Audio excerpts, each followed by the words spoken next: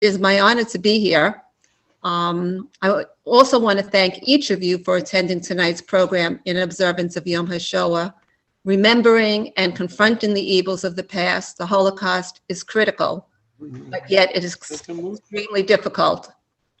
Your presence tonight is powerful and sends a strong message to your community that you have not forgotten and will not forget the atrocities committed during the Holocaust. This past Wednesday, as you all know, April 7th, Holocaust Remembrance Day began in Israel at sunset. In Hebrew, it is called Yom HaShoah, Yom meaning day, and Shoah meaning whirlwind. It is a day of commemoration for the 6 million Jews who were brutally murdered by the German Nazis and their collaborators. However, it is also a day to remember and honor the heroism of the survivors and rescuers. We gather on this day to show the world we will never forget. Yom HaShoah, one of the most solemn days in Israel, was inaugurated in 1953 by a law signed by Prime Minister David Ben-Gurion. It takes place on the 27th of the Jewish month of Nisan, which is the anniversary of the Warsaw Ghetto Uprising, which started on April 19th, 1943. Himmler, one of the most powerful Nazis in Germany, sent the SS forces with tanks and heavy artillery into Warsaw, a prominent city in Poland, to liquidate the Warsaw Ghetto as a birthday gift for Hitler. Jewish boys and girls heroically defied the Nazis and fought for their freedom and dignity. With their bravery, they held out until May 16th, almost a month. It was the largest single revolt by Jews during World War II. Yom HaShoah is a national holiday in Israel. Ceremonies include lighting candles for the victims and listening to stories of survivors. At 10 a.m. yesterday, a siren was heard throughout Israel, and everyone came to a complete halt for a moment of silence. As I stated, it is customary on Yom HaShoah to hear survival stories. I am going to share the story and experiences of my great uncle, Murray, a survivor.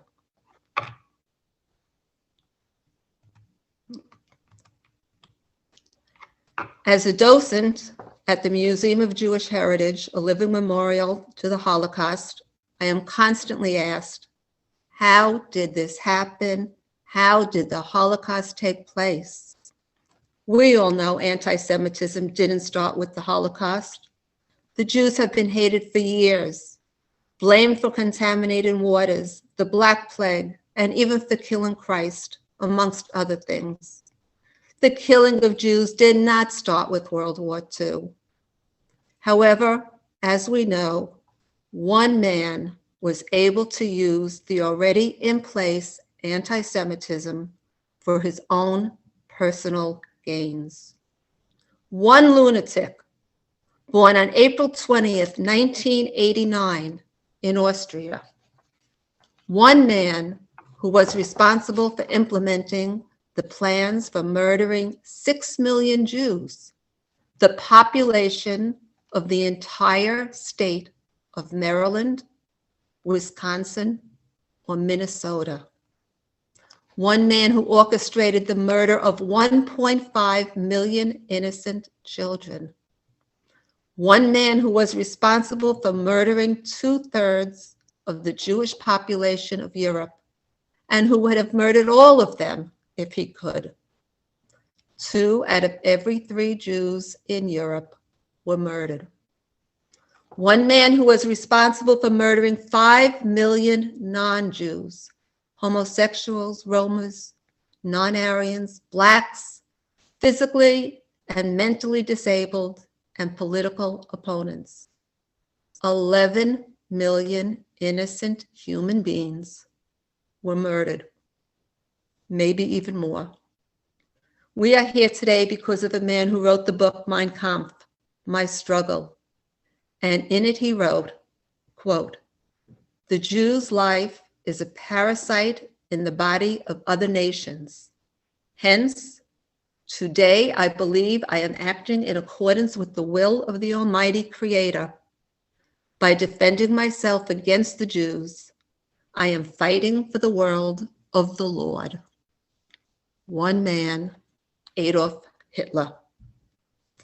Only 1/3 of the Jewish population in Europe survived the Holocaust. They survived either because they were hidden by non-Jews, they got out of Europe in time, they were lucky, were in court, or they were sent to a concentration camp and miraculously survived. My great uncle, Murray Scheinberg, survived the terrors and brutality of Adolf Hitler and the Nazis. My Uncle Murray defied all the odds and lived to tell his story. And now I will share his story from the book I wrote, First One In, Last One Out, Auschwitz Survivor, 31321. Let me first tell you a little bit about myself and how this book came to be. I've had many jobs in my life. I have a pretty long resume, but if you notice, author is not included in my resume. I'm a retired teacher from the New York City Public Schools, a piano teacher. I've been a docent at the Museum of Jewish Heritage, a living memorial to the Holocaust in New York, for the past 10 to 15 years. I've also done work in the Holocaust Museum in DC. I lived in Israel and was a translator for the Israeli Ministry of Defense. But as I said, not an author, and I probably did not even do well in high school English. So how did I get to write this book? It all started with this book, An American Housewife in Israel. My family and I lived in Israel in 1961. My parents were devout Zionists. When we returned to the United States, my mother wrote this book based on our experiences in Israel. This book started her career as the first author of the family. So naturally, my uncle, when he wanted his story told, he turned to my mother. She was the only author in our family. He wanted her to write his story so the world knew what happened. He begged her. My mother sent many queries to publishing companies, and a publisher accepted the query and wanted to publish her book. Contract was sent. Everything was set. My uncle was elated that finally, his story would be made public. The world would hear what happened. A week later, she got a letter from the same publisher. April 26, 1963. Dear Shula, we have discussed your manuscript at some length and have decided that the market would be too limited for us to publish it. I am regretfully returning the MS to you. Philip Foner. Don't forget, this came about a week after she already got the contract. So what did this mean? A few days later, she received this letter. May 2nd, Dear Shula, I am very sorry, but we can't handle your new manuscript. We just don't think we can sell enough copies. Signed by the same individual, Philip Foner. The publisher rescinded. What was this all about? My mother called him.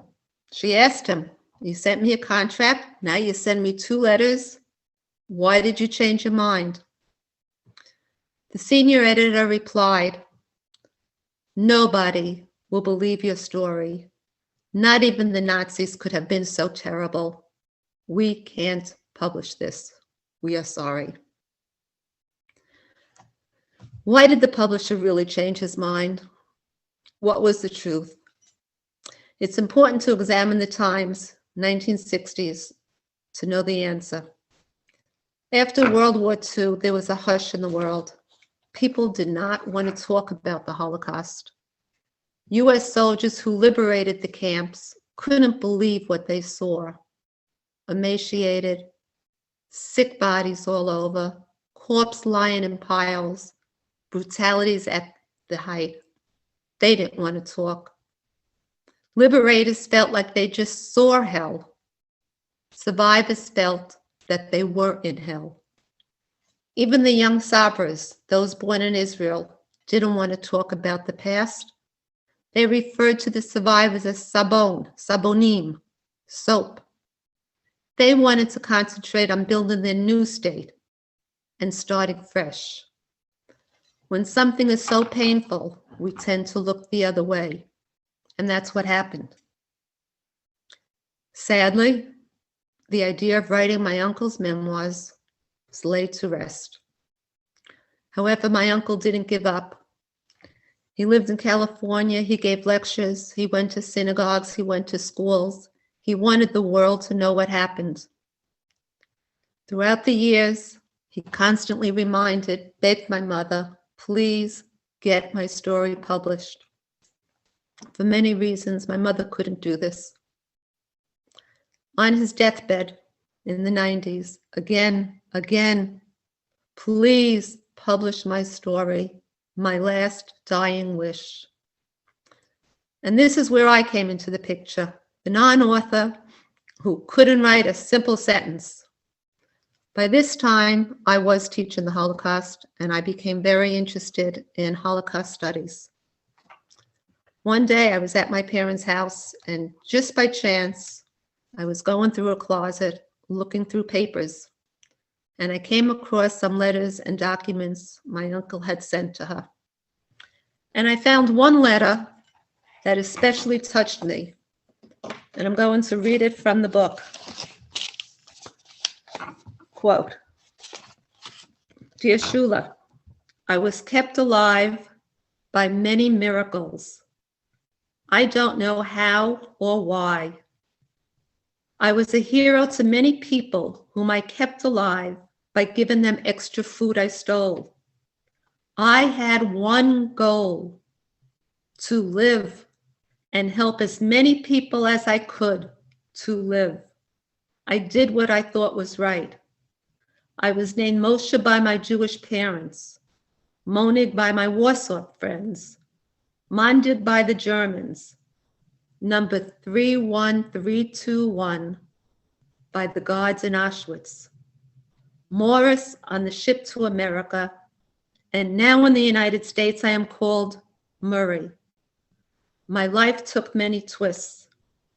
I was born in Warsaw, Poland on July 18, 1911. I died on December 3rd, 1939, when the German Nazis stole my life and stripped me of my identity and well-being. I was reborn at Daha on April 29, 1945, by America. I will forever be grateful to. I hope nobody ever has to go through anything near what I did. God bless America. I read that, I cried. The words resonated with me, and I had flashbacks of my uncle and my visits with him as a child. My family lived in New York. He lived in California. We visited him several times a year. We always sat in the dining room, and my uncle always sat in the same chair, as if he owned it. He would start speaking in a very, very soft voice and start telling about the horrors. His voice crescendoed, and he stood up and started screaming, ranting and raving about those horrible people, those horrible Nazis. To this day, I will never forget how his face would turn bright red as he continued to blurt out what they did to him. And then he started to tear up his shirt, showing us the scars and bullet holes he sustained throughout his body, ending with showing us the number 31321 engraved on his left arm. He cursed and screamed as if the Nazis were in front of him and they could hear him. I was a young child. I couldn't understand why people could be so mean to my uncle who I loved dearly. To this day, I remember the anger, the hurt, and the tears that rolled down his cheeks until my Aunt Rose would calm him down. Every time I visited him, it was the same scene. It was like he had it memorized. Shana Mädela, sit down. I have to tell you a horrible story. Look what those animals did to me. And again, he would show me the scars, his number, and would say, if I see a Nazi now, I will kill him. And I remember this like yesterday. 5.5 years of his life, he could not erase. Those visits stayed with me. About 15 years ago, as a docent, I was giving a tour at the museum. As part of the tour, I told a survivor's story, and it dawned on me. Every day I gave a tour, I would tell the story of a survivor. Why wasn't I telling my uncle's story? It's an incredible story.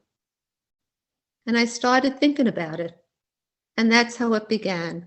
At that moment, I knew I had to do something. Now the question was, how do I gather all the information to write a book? I had some information my mother wrote, but I didn't have enough. I couldn't write a book solely based on stories I heard as a child and as a teenager. Luckily, my uncle gave several testimonies to various organizations, including Simon Wiesenthal, the Shoah Foundation. He was also a witness at the Nuremberg trial, so I had a great deal of facts available to me. The main challenge was going through all the material, some in German and Yiddish, which had to be translated. Then I started to think, why does there need to be another book about a survivor? Haven't we heard enough? Haven't there been enough books? And I always came up with the same answer. My uncle's story is unique, and every story must be told. Every survivor is a person. Every survivor had a mother, a father, a name. Everyone's story must be told. My uncle's was a little different because he was one of the first of 8 Jews to be sent on the very first transport from Poland to Auschwitz. And he was the only one of those 8 to survive. Hence, I came up with the name of the book, first one in, last one out. He was a witness at the Nuremberg trials because he was in the camp so long. He can recognize so many of the Nazis. Abe Foxman from the ADL wrote, "It is a harrowing tale of endurance, courage, luck, egotism, and morality. One man's story of survival in the face of Nazi brutality and anti-Semitism. Murray Scheinberg's memoir of survival through the Nazi Holocaust symbolizes man's determination to live no matter the odds. But it also represents the degradation of the human spirit imposed on the Jews of Europe by the evil Nazi machine. It is both an uplifting tale and a sorry one about human nature in the face of evil." I think it's important to define the word Holocaust. Holocaust with a capital H is death by fire. The Holocaust definition we normally use is the systematic state-sponsored persecution and murder of over 6 million Jews by the Nazi regime and its collaborators with the intent of annihilating the Jews. This is the definition accepted by the Holocaust Museum in the city, the museum in D.C., and Yad Vashem. Systematic, state-sponsored. It was by the state. It wasn't just one individual who started this. Collaborators, we must know it wasn't just the Germans. The collaborators made it happen. And with the intent of annihilating. This was not just killing a few Jews. They wanted to annihilate the entire Jewish population. I want to tell you a little bit about my uncle. He was born in 1911 in Warsaw, Poland. As you can see, he was a soldier. He served in the Polish army. He owned a very successful men's clothing store that he inherited from his father. It was a family business. He was very friendly with non-Jews, friendly with everyone, did business with everyone, and actually his closest friends weren't Jewish. If you look at this picture, you see a few things, and you see some traits that may have helped him outsmart the Nazis. You can't tell because it's black and white, but he did look Aryan. His hair was blonde. His eyebrows were blonde. So that definitely did help. If you look at his eyes, he does look determined. He doesn't look afraid. He was a soldier. He was looking straight ahead, staring at someone. He was strong, healthy. He knew how to fight. I find this picture very interesting. You see in the bottom, he wrote he was 24 years old. His son Pincus was 9 years of age. You can tell from this. Fearless, he's holding up his son by leaning against a pole. This was not taken in Warsaw where he lived. This obviously was the countryside, so he must have been fairly wealthy. If you notice on his left wrist, he's wearing a watch. He also had a bike, showing wealth, well-groomed, family man, biking with his son. We learn a lot from these pictures.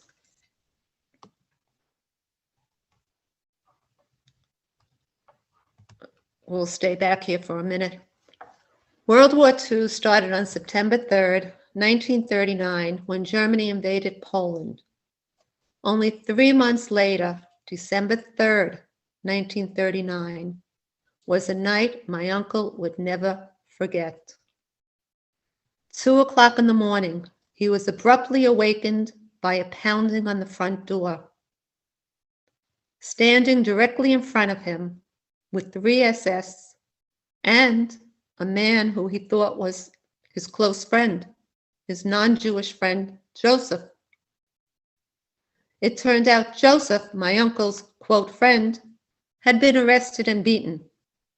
In order to spare his own life, he told the Nazis where they could find a rich businessman, so the SS guards, the Nazis, would get rich themselves. And that's what happened. My uncle was ordered to get dressed immediately, get the keys to his store, and come with them. Of course, he did as told, didn't ask questions. He left his home saying 3 words to his wife, his 2 children. I love you. Not knowing that these 3 words would be the last 3 words to his family, never to see them again.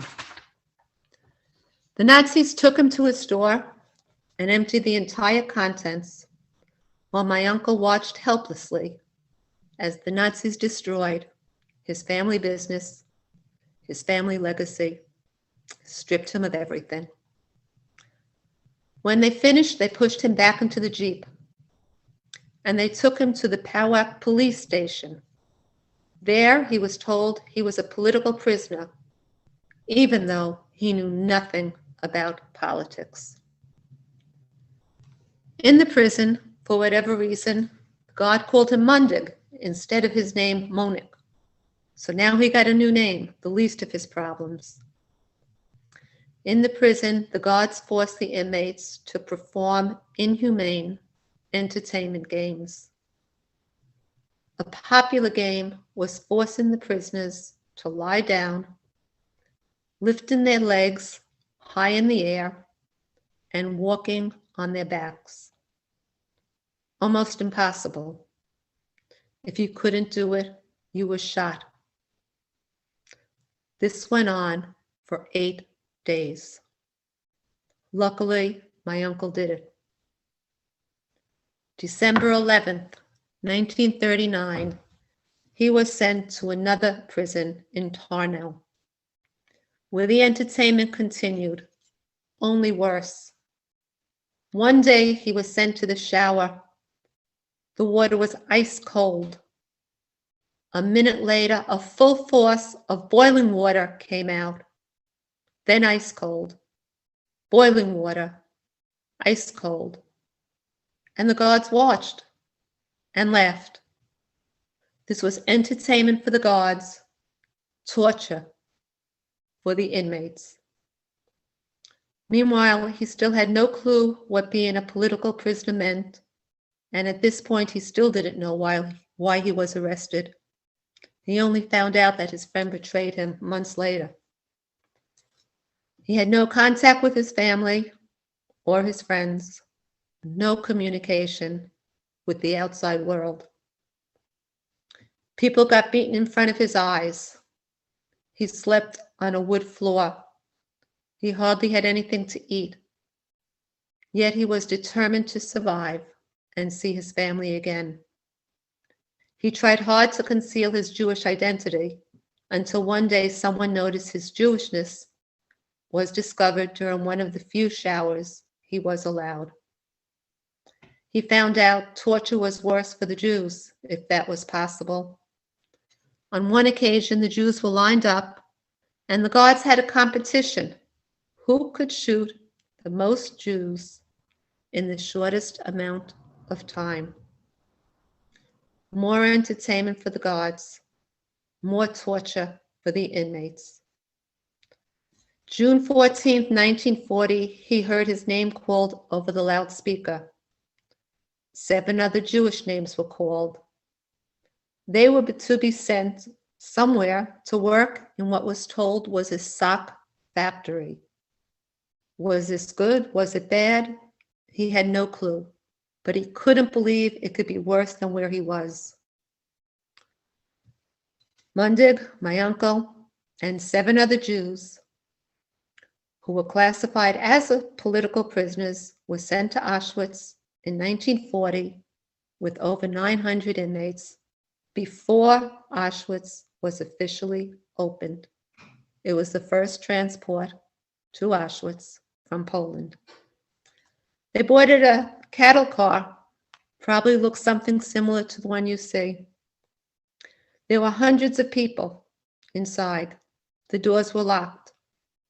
There are no windows there. Once the doors locked, you couldn't get out. People died in transit. They stood shoulder to shoulder, like sardines. They were given one bucket to be used as a bathroom. Men, women, boys, girls, in the same cattle car. Nothing to drink. Some people drank their urine. This went on for several days. Would they survive it? Would they really go into a sack factory? Who knows? Finally, the cattle car came to an abrupt stop. A minister peeped through a small hole that was there between the wood, and he said, "We better all get on our knees and say our final prayers. We will never see Warsaw again." Warsaw of 1940 was different than Warsaw of 1944 or 1945. It was a broken down military base. It was the inmates' job to build Auschwitz to accommodate the millions of prisoners who were to enter the years to come.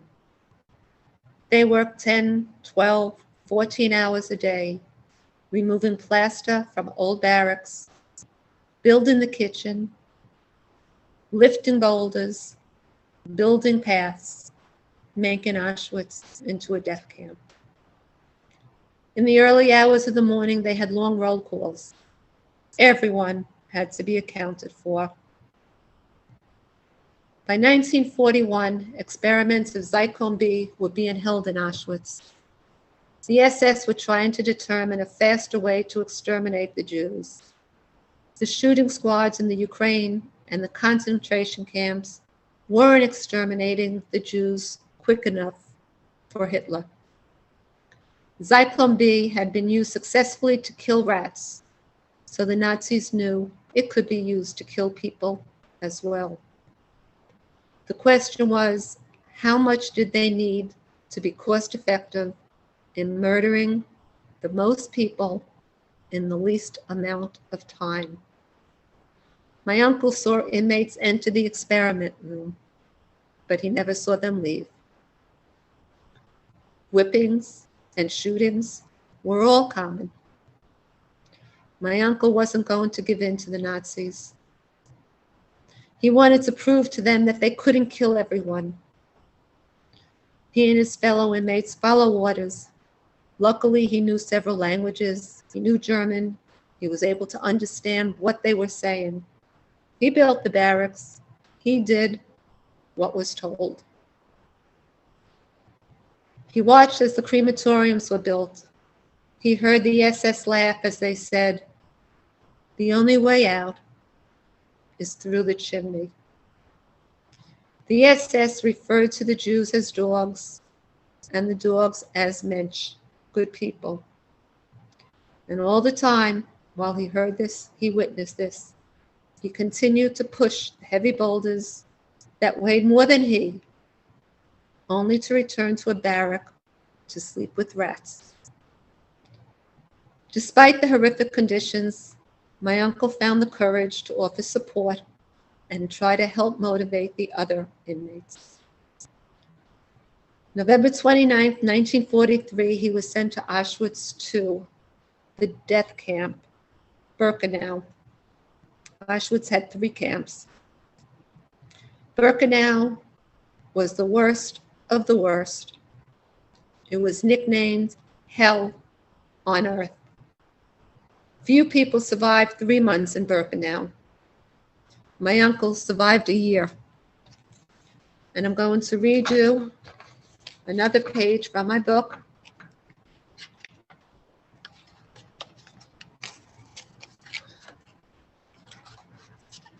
In 1 second.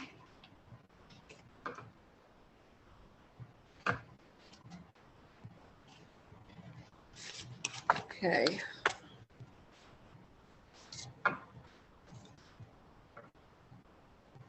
November 29th, 1943 was another date Mundig would never forget.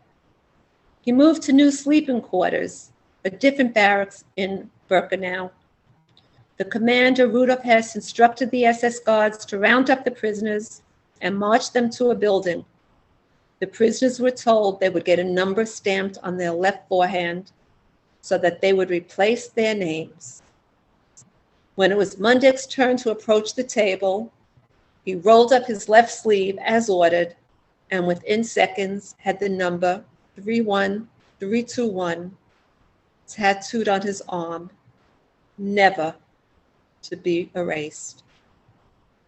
That was his new name for the duration of his time in the camps. The Nazis had successfully depleted Mundig of his entire life, his family, his livelihood, his home, his country, his clothes, and finally his name. After already having had several names, Moshe, Monig, and Mundig, he was now officially registered in Birkenau and reduced to a number, 31321.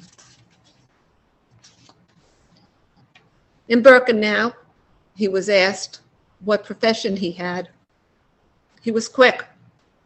He knew he had to give an answer that would appease his enemy.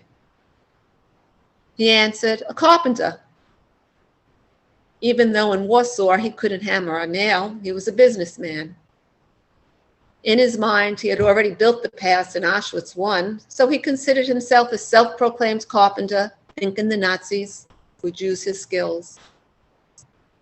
My uncle suffered many beatings, once by Max, a Jewish capo. He had demanded that my uncle sneak him an extra cup of coffee every day. Of course, my uncle complied, until one day, my uncle accidentally spilt the coffee on Max. Not surprising, he was beaten almost to death. He woke up and found that he was in the camp's infirmary, although he had no idea how he got there. He met a Jewish doctor who, luck had it, was from his own town of Warsaw, and the doctor knew his father. Mundig knew he could never go anywhere near Max, or Max would surely kill him. After negotiating with the doctor said, "A friend owes me a favor. He is willing to help you. I will get you transferred far away. You will work in the Canada room, where you will be treated better." At that moment, my uncle had no clue what the Canada room was. Later, he found out it was a nickname after the country Canada, because the Nazis thought Canada was a rich country. The Canada room actually was where the personal belongings of the prisoners were taken after they were confiscated upon arrival. These items were sorted by prisoners, my uncle being one of them, and then sent to Germany to finance the war. Working in the Canada room did allow extra benefits. My uncle was exposed to many, many valuables, and he, being shrewd and cunning, knew how to, as he would say, borrow these valuables and hide them to be used to bribe the guards. My uncle was not scared to do anything that might help him and help him survive. He knew the Nazis would gladly want his money and the valuables. He knew how to bribe them. Mundig stood at the selection ramp as the Jews arrived and heard the guards cunningly deceive the prisoners and told them, "Put your belongings down and you will get them back after you shower. Be sure to put your name on everything so you know it's yours." What deception. Mundig knew they would never get their belongings back. They were being sent to their death, and their belongings being sent to the Canada room. This is the selection ramp. At the selection ramp, my uncle witnessed the reoccurring scenes of Dr. Mengele, and you can see Dr. Mengele in the front, the angel of death. The SS physician, infamous for his inhumane medical experiments. This one man would determine the fate of each new arrival by flickering his finger. One way meant immediate death. Another way meant you would be subject to his horrific medical experiments, possibly injecting dye into your eyeballs of a twin to see if he can change the color of the eyes, possibly removing a woman's reproductive organs for his experiments in sterility. Mengele performed a wide range of agonizing legal experiments on Jews. The third line was for the few who would remain alive for the time being and be assigned a grueling task. Mundig had to hold his breath every day as he witnessed who would live and who would die. And would he himself see another tomorrow? As he watched the people in the ramp, he often wondered, would he see his wife, his 2 children, or friends from Warsaw on Mengele's line of death? One day, he did see a friend of his from Warsaw, Rachel, a wealthy woman who owned a jewelry store in Warsaw. He motioned to her not to talk. When they were close enough, she did say to him, "We heard about this place. We know what they are going to do." She quietly and quickly removed a bag from her sock containing diamonds and placed it in his cupped hand and said, "Stay safe. and may God bless you. With her last words, Rachel received the finger gesture to line up for the gas chamber. My Uncle Mundig's last human contact with his Warsaw past was shortly reduced to ashes. He had another encounter at the selection ramp, which would remain etched in his memory for life. This scene he always reenacted for me at the dining room table in California. And I will read this. Both psychologically and physically, he neared exhaustion. Witnessing brutality every day for several years took its toll. Every minute alive tested his will. He had reoccurring nightmares of a scene from the selection ramp. As a woman exited the train holding her infant, a Nazi demanded she release her child and let him walk alone. It was obvious the child was no older than 6 months and could not walk. The woman refused to let go of her child. The Nazi violently yanked him from the mother's tight grip and screamed, "Walk!" The infant fell to the ground. The officer picked up the infant and threw him in the air, proclaiming, "If you can't walk, you will fly." With those words, he shot the baby. Everyone stood paralyzed as the remains of the infant splattered on the ground. The mother fainted and received the same fate, a shot in her head. Mundig and a few of his fellow friends tried to escape once. For months, they dug a tunnel under the barracks in Birkenau. When they got to the other side of the tunnel and were almost free, they were caught. For some reason, they did beat Mundig extensively, but they didn't kill him. He was sent to solitary confinement, barely able to move from the injuries he sustained. This was at the selection ramp. And that was a suitcase where people were instructed to write their name on it. This is where he probably stayed for solitary confinement for 3 days, standing straight. November 1944, after 1 year of torture beyond belief in Birkenau, he managed to bribe an officer to get him out of Birkenau. He stood up to Victor, a Nazi, and said, "I was a high-ranking soldier in the Polish army. You are also a soldier. Let us forget for a moment we are fighting in a war, and let's talk man to man." He bought his transfer with the diamonds Rachel gave him and the items he was able to confiscate from the Canada room. November 17th, 1945, he was transferred to Dachau. At this point, he knew he couldn't hold out much longer. He had broken bones, internal bleeding, and malnutrition, to say the least. However, he still wasn't willing to give up. He wanted to try one last escape. In Dachau, he worked for a Nazi in one of the subcamps. I don't know how or why, but apparently they developed a friendship. Rudy the Nazi told Mundig, my uncle, "I never thought twice about becoming a Nazi officer. My father was one. I knew it was expected of me. Just as you do things to save your family, I do the same." Mundig stole for Rudy, and Rudy promised to help him if he ever escaped. He even gave him his address, which was right outside the camp.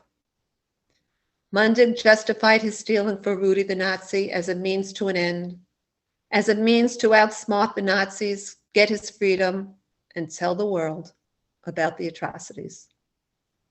One day while working, moving a bookcase into an office, he noticed a shiny object on a chair. As he got closer, he saw it was a gun belt suspended from the chair. Without giving it a second thought, he unbuckled the holster and grabbed the gun. He hid it in his pants and then hid it in the barrack.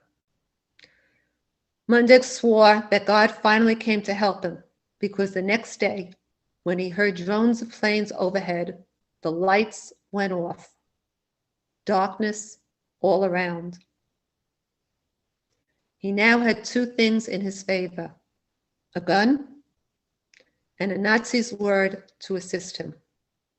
He knew it was now or never.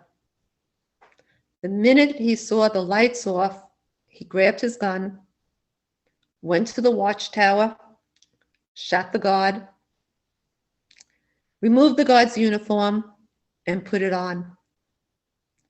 Dressed as a Nazi guard, he escaped by walking out of Dachau concentration camp. Miraculously, after being a prisoner for almost 6 years, he escaped Dachau. When he got to the outside of the camp, it was in the middle of the night. What do I do? Now was the test. Was Rudy really sincere? He found Rudy's house. He knocked on the door. The nephew let him in. He thought he was a Nazi. However, in the course of the conversation, the nephew realized this man is not a Nazi, he's a Jew. He said to his uncle, "You can't keep him here. If anyone finds out he's here and we're hiding a Jew, we're all dead." And Rudy told my uncle, "I gave you a promise. I said I would help you." Rudy, the German Nazi, went to the back of his house to a shed, got a shovel. They walked about 1 kilometer, and he dug a ditch underground for my uncle to hide in. The ditch probably was about 4.5 feet deep, 2 feet wide. Obviously, my uncle couldn't stand. He had to crouch down. Pitch black.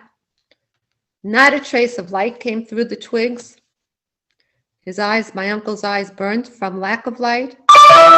His body was stiff and ached all over. There was no room to stretch or to move any part of his body.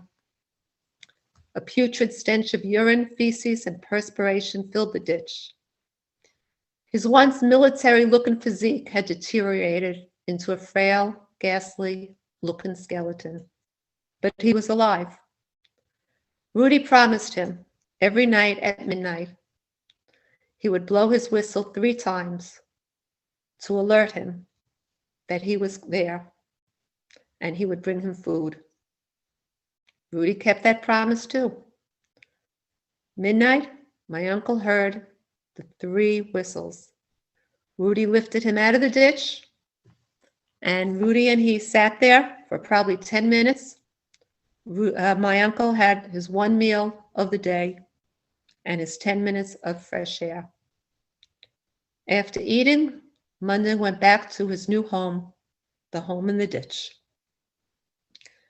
After 12 days of hiding with the bugs, with the darkness, with no change of clothes, no bathroom, Rudy came and told him, "I have good news and I have bad news." "Okay, what's the bad news?" "The bad news is you will never see me again." Of course, my Uncle Mundig panicked. "After all this time, almost 6 years, you're deserting me? How am I going to survive now?" "What's the good news?"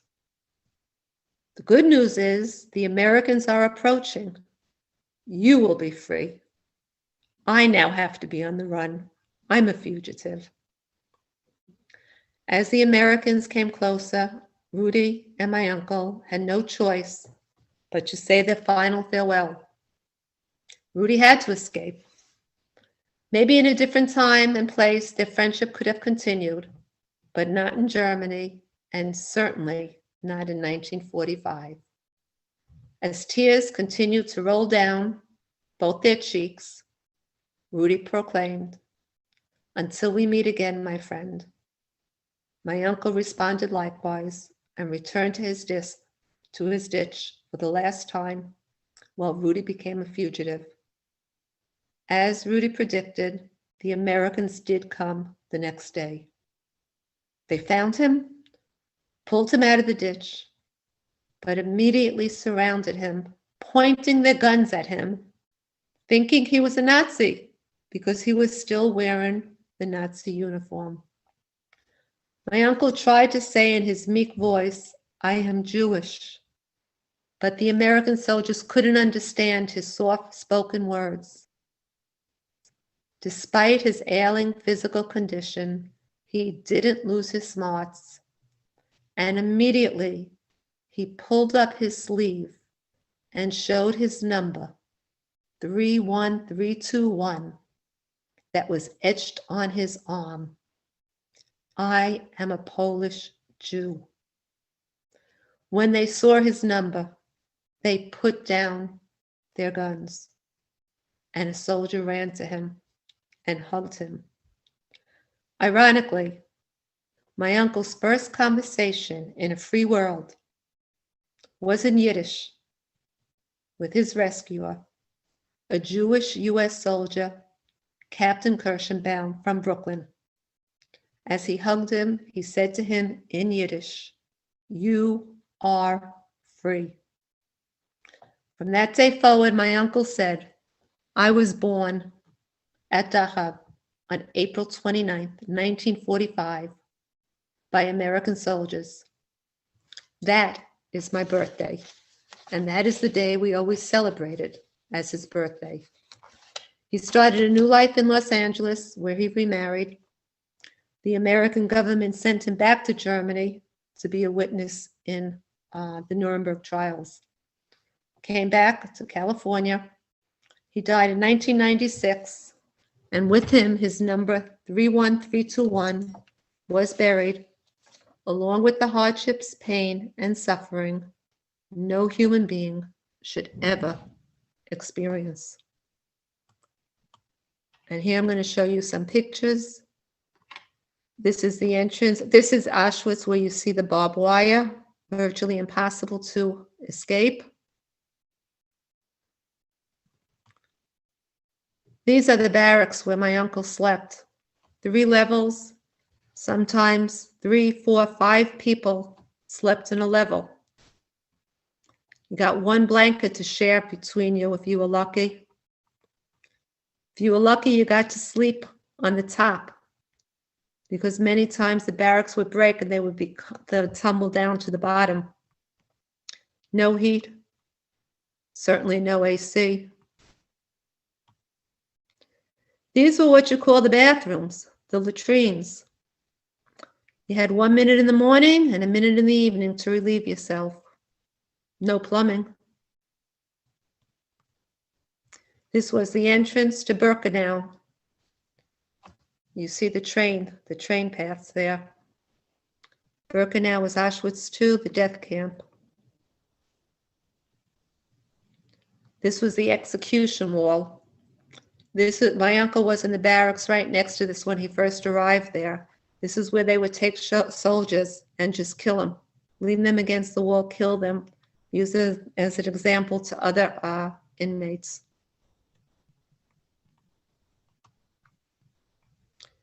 This is going into the gas chamber, obviously tourists.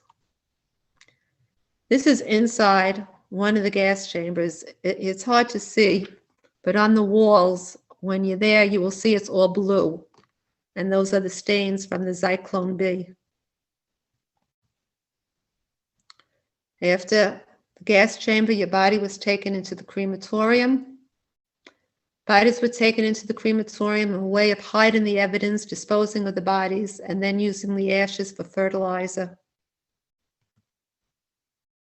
This was a Canada room that they did demolish. And we spoke a little bit about Dr. Mengele. These were some of his experiments. These were Romas. These were the cans of Zyklon B that were found after liberation. 450,000 pair of shoes were found. Each pair of shoes belonged to a person. This is an interesting story. This is a Jewish building in Warsaw, Poland. I was there. This was probably 10 years ago. It was the only remaining Jewish building in Poland. When I went back 2 years afterwards, it was gone. It was destroyed. So I met with someone in the parliament there, and I said, what's going on? That was the only building. Why did you take it down? They said, we needed the building. We needed the money to build a co-op. This was Poland after the war, 90% of it totally destroyed. To me, this picture is such a powerful, profound picture. It was taken by an American photographer in 1945 at Buchenwald concentration camp. When the Americans reached this camp, the photographer saw this prisoner lying in the bunk and approached him. He obviously was very ill towards his death, probably had dysentery and was very weak from starvation. You can see that just by looking at his cheeks, looking at his bones, his shoulders, his eyes. However, as weak as he was, he lifted himself up with his arms. He was determined to let that photographer take a picture of him and show the world what these monsters did. This determination and drive kept the Jews alive, and the lucky ones, the survivors, like my uncle, started a new life. This is my uncle in California with my aunt, who he remarried in America. And that's my son. This picture was taken probably about 25, 30 years ago. But my uncle did make a life for himself in California. Here he is again with other members of the family. Jews never gave up, went on to build a country of our own, Israel. On May 14th, 1948, David Ben-Gurion, the head of the Jewish Agency, proclaimed the establishment of the State of Israel. I will now conclude this presentation for Yom HaShoah, and I ask that we all sing the national anthem, Hatikva. Rabbi, can you please stream that? Yep, give me 1 second. I think you have to stop sharing. Oh, okay. Maybe not. Oh.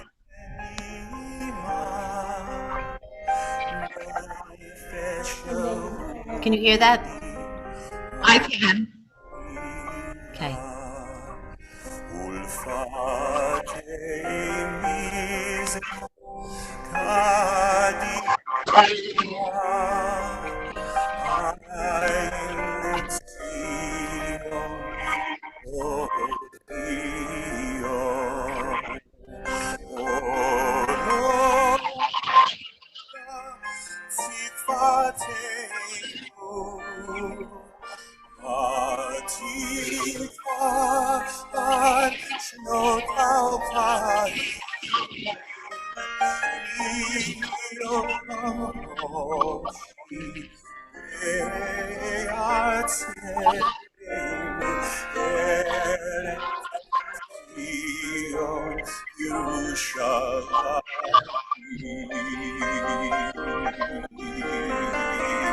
One more time.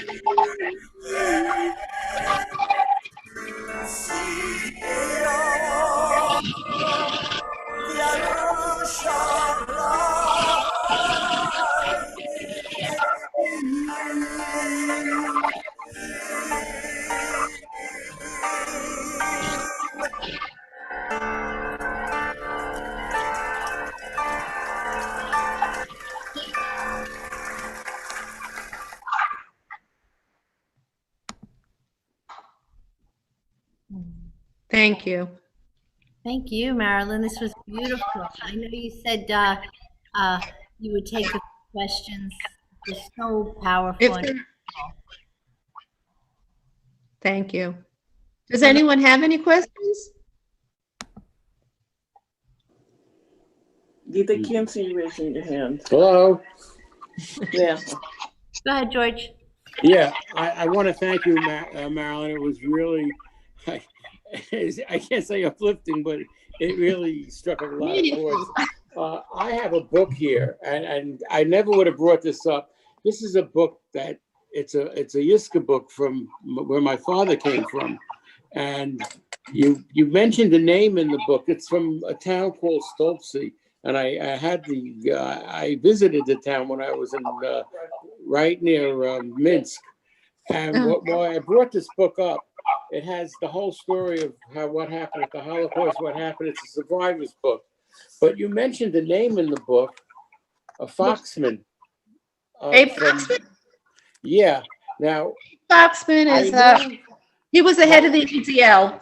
Okay, my father had this book, and he stamped it. I don't know why what's the stamps for? He had his name in the book, but I don't know if this is a relative of his. The book is falling apart. I have some crazy stories with this book. It's just an amazing thing. It says Joseph Foxman on here. I wonder if he's a relative. I mean, I'll ask him. Is he still alive? Abe Foxman is still alive. Abe Foxman was a hidden Jew. He was raised by Catholics. Interesting. I have the book with his name in it, and somehow my father got the book. And this book is just has stories that you can't make up.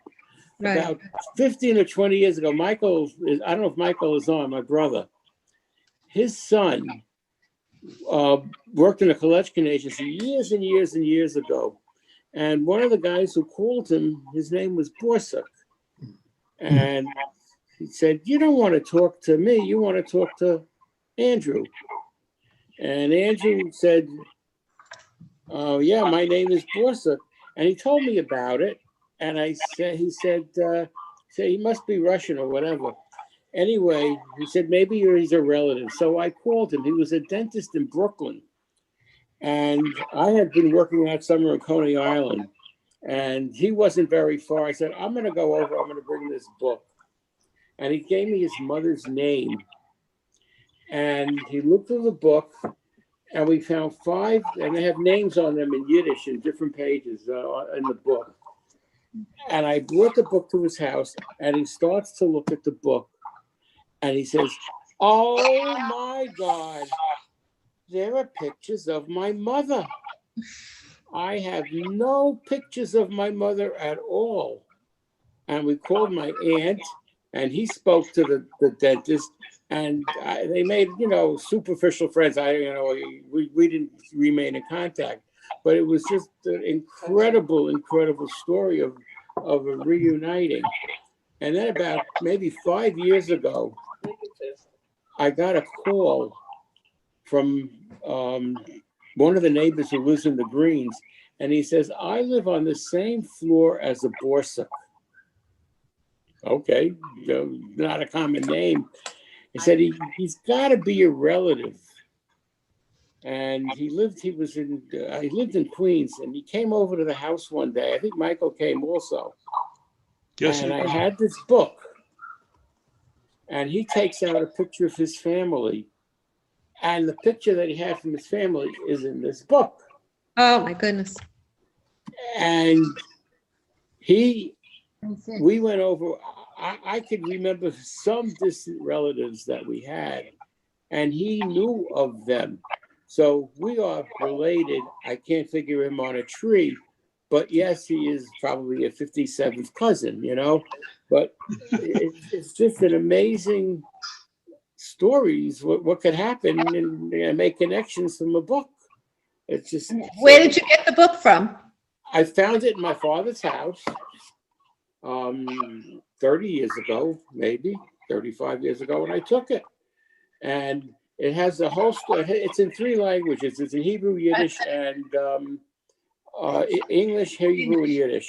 Yeah. And I found some other things in the book. And in the book, there's a picture of the most famous person that came from Stolze. And I found out he's a cousin. He is a third cousin, a cousin of my grandfather. And he went to visit him. We went to Israel. His name is Shazar, Zalman Shazar. He was the 3rd president of Israel. Yeah. And wow. That's a book you don't want to get rid of? I don't want to get rid of it. I want to get it rebound, I think. It's kind of falling apart. But there are pictures in here that are just incredible. It tells, it's these Yiska books are translated online now. If you know the town where your ancestors came from, you're able to get a copy of it, and they're online and they're translated. They're really quite amazing stories. And I did visit them, visit the town, and that's a whole other crazy story. I'm not going to tell it now because I'll dominate the whole. Not that I didn't dominate it now, but I'm sorry if I bored you. But no, thank you. These stories are just crazy. They're just the small Jewish one out of space, you know. So thank you. Else? What's that? I'm sorry. No, what did you say? I'm sorry. It's just a crazy stories. And when I visited the town, that in itself is another story for another time. But I'm not going to tell it now. That's about a half an hour story. Hey, George, you outdid yourself. Hey, You want me to tell it? No. George, you outdid yourself. That was one of the best speakers that I've ever heard. Oh, One of the best one. I'm a child of 2 survivors, and my whole family came around Saturday night, different people's homes and told stories. And I've heard a lot of stories. The story I just heard today was one of the most detailed, realistic stories that, despite everything that I heard for so many years with my parents, so much of what you mentioned tonight made it more real for me. Thank you. And thank you. Thank you for listening. Thank you for listening, and thank you for showing an interest. And thank you, George, for finding Marilyn. And thank you, Alan, for Thank you. It was, I really feel the need to find great programs for it. I just kind of like to do it and to maybe do something for the community. So I do it, and my pleasure. You did a great job. Does anyone have a question before we end? I don't know if anyone's still on or not. Published your book. I'm reading what's George, you outdid yourself. I have a question. Marilyn? Yes. I was just curious. So I think you said your uncle died in 1999. So did he have any idea, or did you even know that you were going to be writing this book?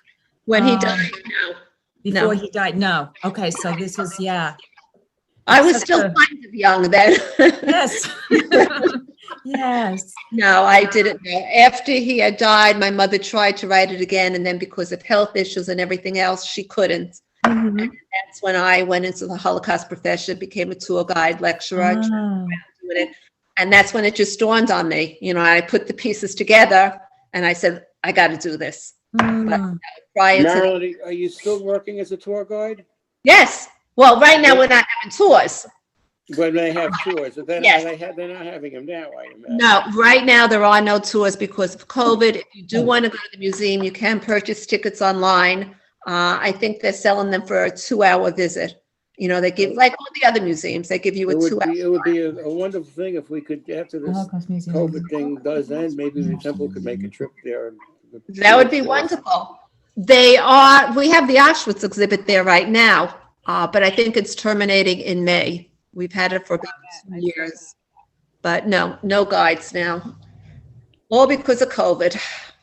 When it does resume, I would like to go maybe. I think the Hebrews kids, the older kids in the Hebrew school should go there also. Oh, we I have a think lot it's of very Hebrew important. schools that come. Yeah, I lead a lot of tours for Hebrew school. Yeah, it's very important. You know, the survivors are dying off, and now it's the second generations, the third generations, and a lot of people don't want to hear about it. And we have to have it told. You know, it's our future. If we forget about it, you know what's going to happen. We have to continue and talk. Very important. It just amazes me how you were able to compile all such detail about your uncle. That is just. Margie, you want to know the truth? It amazes me too. I mean, when I hear other stories too, it's like, it's freaking unbelievable how you were able to, compile all those. When there's a will, there's a way. I mean, I remember, I don't know how I did it, quite frankly. I would sit, a lot of the things were in videos, not DVRs. Yeah. So I had to get a VCR and I would sit with several VCRs and people translating, and I had to write notes at the same time. It was challenging. Get the bulk of the information from your uncle? I mean, I got most of it from my uncle, and luckily my mother took a lot of notes because I was young. So she took notes with the anticipation of writing the book. And then throughout the years, he always updated her and sent her writing. And then I got a lot of things from the Shoah Foundation. You know, we had testimonies. Right. So I had to listen to all of them. But, you know, it's hours. It's like 10 hours here. Get it. Yeah. Yeah. So it was a research project. Wonderful presentation. And I just keep reading one Holocaust book after another. I keep gravitating back to them because every one of them tells a different story from a different country, from different people, and I just keep learning, so much about what went on. I mean, it's historical fiction, but it still tells a story. So Right. Thank you so much. Oh, my pleasure. My pleasure. Thank you for the interest. Thank you so much. Very well done. My name is Ed, and I want to thank you again for documenting it to make sure everybody remembers. I remember my grandfather used to say is after 2 generations that passes, anti-Semitism raises its ugly head again. And here we go. It's like 2 generations past the World War II, and the whole world is becoming far right. So thank you for bringing it to everybody's attention and consciousness. I'm sure you know, anti-Semitism now is very high. It's all across the world. 2 generations past the World War II. Exactly. Right, exactly. And we have to be aware of that. We can't just forget it. There's anti-Semitism, and it starts in schools, with bullying, words, and these kids don't realize it. And we have to stop it. But yeah, anti-Semitism is terrible right now. Yes. But thank you for listening, and please share with children and grandchildren. Yes. Well, it's a beautiful tribute, that you were able to share your uncle's story with the world. Thank you. Thank you. Thank you very much. Yes. Thank you so much for your presentation tonight. It's something that's difficult to hear, but it's important to hear. And I think it's a great service that you're doing this. Thank you. Very important. Thank you very much. And hopefully, like George said, hopefully you'll come to the museum if you haven't been there. It's a wonderful museum. Has anyone been? Museum? Museum of Jewish Heritage, a living memorial to the Holocaust. It's the third largest Holocaust museum in the world. Yad Vashem is the first, second is DC, and we are the third. I'm sorry, Henry. What? Is that the museum in Glen Cove, or is that the one in Manhattan? This is in Manhattan, Battery Park. Yeah. Oh, Battery Park. Much. Like I said, it's the third largest Holocaust museum in the world. Okay. And right now there is a phenomenal exhibit on Auschwitz, but you can't get a tour. I would go because it's better than nothing. Go and see it. We're only going to have it until May, but it is phenomenal. We have artifacts there that nobody has ever seen in the world. We are the only ones who are able to obtain them. Are they providing a virtual tour at this point? For members. For Yeah, members, I yeah, see. I believe there is one next week, actually, Mhm. for members. Does pay to Okay. become a member. It's not expensive. And Yeah. great donation. Yeah, Sure. I don't have my calendar in front of me, but I think there is one next week, actually. Go on to, Okay. Become a member. I'll look Yeah. into it then. yeah, Thank you. yeah, it's not expensive to be a member, and it's a great donation, obviously, tax. Yeah, And yeah, they are doing the virtual. important It's work. Yes. Unbelievable exhibit. It's only the second time it's shown in the world. It was shown in Spain, where it originated about 4 years ago, and then we got it. Mhm. And we have it until May. But like I said, there are artifacts there that they have not shown in the world. So if you're interested, do it. How are the books selling? How many books have been sold that you just described? You know, it's amazing. When I wrote the book, I really thought I was just going to do it for family legacy. That was the purpose, you know, just to have it in my family. And then it just took off. And right now, actually, Czechoslovakia just bought the rights. They're translating it to Czech. Great Britain bought the rights. And Hungary is now in negotiation with my agent, which I found pretty interesting. Yeah. Is it still available on Amazon? Amazon. Yeah, it's available on Amazon. It's in libraries. Okay. Yeah. It's selling more than I ever anticipated. That wasn't my goal. I'm George's brother. This is the second time I heard this story. And you know, it sticks with me and then it fades, and now it's sticking with me again. Yeah. Very interesting. Thanks. And I tell it, so I actually gave a presentation this morning, and every time I tell it, tears still, you couldn't see me, but I still get teary-eyed. It's still like I'm telling it the first time. He never had any children afterwards? Like in his second marriage? Excellent question. He did have a son. His name was David, and I probably only met him once or twice as kids. David left the family. He wanted nothing to do with my uncle. He couldn't stand listening to the stories. When he was 18, Wow. he didn't even go to my uncle's funeral. Oh, He couldn't deal with it. They say that's very hard for Holocaust children, the children of Holocaust survivors. That Right. It's very hard, often, very hard for them. That is 100% correct. And my uncle was not a quiet man. You know, I described how he would talk to me at the dining room table. Can you imagine how he spoke to his son? Screaming like that, it's so frightening for a child. Exactly. So yeah, I haven't seen him, I don't know, 30 years. And like I said, he wasn't even at the funeral, just totally disconnected from the family, which is really, I mean, I understand it, but it's very, very sad. But the thing is that the Jews remember, but we have to tell the rest of the world that seems to deny it. They're not teaching about the Holocaust in certain states in the United States. I mean, as if it didn't exist, and that's a big problem. How can we get the other people to listen? That's the problem. I can tell you, I don't know if you have time, but I was once giving a tour, I guess this was about 2-3 years ago, and it was to a high school class from New York City. And most of them were Black. They were Black high school students.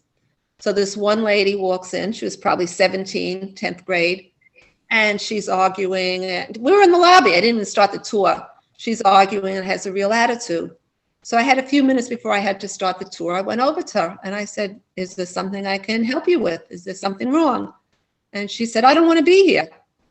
And I said, so why are you here? And she said, because it's a class trip. The teacher made me come. I said, fine, just out of curiosity, why don't you want to be here? And she said, this has nothing to do with me. I'm not Jewish. Why do I have to learn about the Jews? So I look at her, and again, like I said, luckily I had a few minutes before the tour started. I said, what would you do if I told you Blacks were also murdered, and it wasn't just the Jews? 5 million non-Jews were murdered? And she said, I don't believe you. That's what I said. Right. So I said, come with me. And on the second floor, we have an exhibit of the 5 million who were murdered. You know, the homosexuals, the gypsies, political prisoners, all of them. And there was a whole story, a video of this Black man who was murdered. And I said, come here, don't listen to me. Look at this video and then tell me it didn't happen to anyone else. And she looked and her mouth dropped. She said, I didn't know. I didn't know. And from then on, she was one of the best listeners of the tour. She was. So it's all education. You know, I really believe it starts from the young. We have to get Holocaust studies mandated in every single state. It is mandated in some states, but not enough. And the teachers don't always know how to teach it. So that's really, really key. And then standing up to bullying, standing up to all of this, not to be a bystander. We really have to continue with it. So, I mean, look what's happening with the Asians now, you know, all the anti-hatred and everything. So. Blacks and with the Asians and all minorities. I mean, it's terrible. Right. And we really have to stop it because it will get worse. So. It was wonderful. Well, my pleasure. And I'm sorry to have kept you so long. No, not at all. We thank you. Marilyn, it was quite I couldn't say uplifting. That's the wrong word. It was quite uplifting in a way. You heard it was enlightening. Enlightening. It was certainly enlightening, although we've heard the story before. It always resonates, especially the way you told it. Yes. Thank you.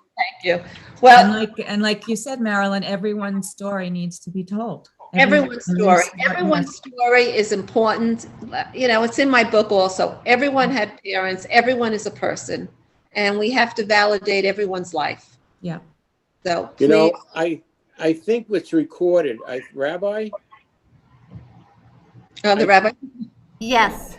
I think it was recorded. If anybody wants it, Rabbi, could you send this whole thing out? It was just an incredible evening.